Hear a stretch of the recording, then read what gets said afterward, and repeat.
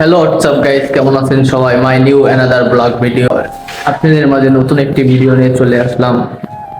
আমরা যেখানে কাজ করি সেখানে কতজন লোক কাজ করি, কি কি কাজ করি আপনাদেরকে আজ দেখাবো। কে কোন কাজটা করি আর কে কোন কাজটা করেছে, চলুন তাহলে শুরু করা যাক। ও যে ওখানে দেখতেছেন কাকু, চলুন কাকুকে জিজ্ঞেস করা যাক কাকু কেমন আছে, কি কাজ করছে। চলুন তাহলে।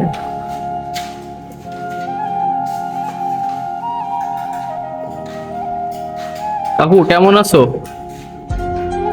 ভালো আছি।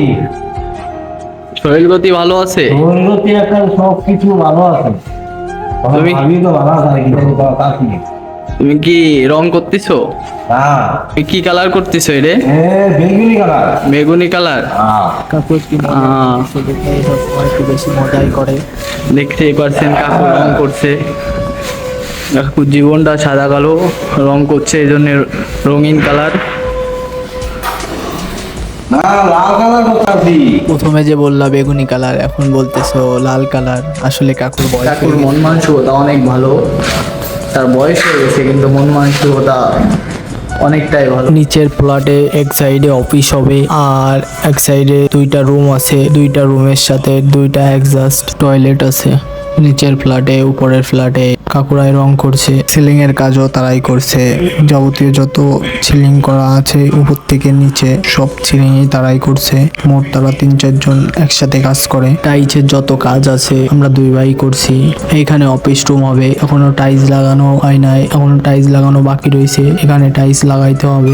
চলুন তাহলে উপরে যাই, দেখা যাক উপরে কি অবস্থা। উপরে রঙের কাজ প্রায় সবই কমপ্লিট, আর কিছু টুকটাক কাজ আছে, যেমন দরজায় রং করতে হবে। দরজায় 1 কোট বার্নিশ মেরেছে, এখনো আর 1 কোট মারা লাগবে, তারপরে ফিনিশিং দেবে। ফিনিশিং দেওয়ার পরে উপরে ফুলকা ভাইয়া ডাক দিল, তাই ভাইয়ার কাছে এলাম। এসে দেখি ভাইয়া শাওয়ার অয়েল সব খুলে ছাড়িয়ে ফেলেছে। ভাইয়াকে জিজ্ঞেস করলাম যে কি হয়েছে, বলে পানি লিক করছিল এজন্য খুলে ফেলছি। তাই খুলে থ্রেডটা ভালো করে পেঁচিয়ে আবার লাগাচ্ছে। ভাইয়া বলল পানির লাইন অফ করা রয়েছে, নিচে গিয়ে পানির লাইনটা অন করে দিয়াই। বাইগলিতে চলে এলাম, এসে প্রথমে পানির লাইন অন করে দিলাম, দিয়ে ভাইয়াকে বললাম ভাইয়া পানি গিয়েছে। ভাইয়া বলল পানি এসেছে, তুই উপরে চলে আয়। তারপরে উপরে চলে এলাম। উপরে এসে দেখি দম্বেরা সবাই কাজ করছে, আর কাকু দেখছে দম্বেরা কি কাজ করছে। টয়লেটের টাইজের কাজ, প্লাম্বারের কাজ সব আমরাই করছি। কিছু কিছু ফিটিং লাগানো হয়েছে, আর কিছু লাগানো বাকি আছে। যেগুলো সামান এখনো নেশা হয়নি ওগুলো লাগাইতে হবে। এখন যে সামানগুলো নেইছে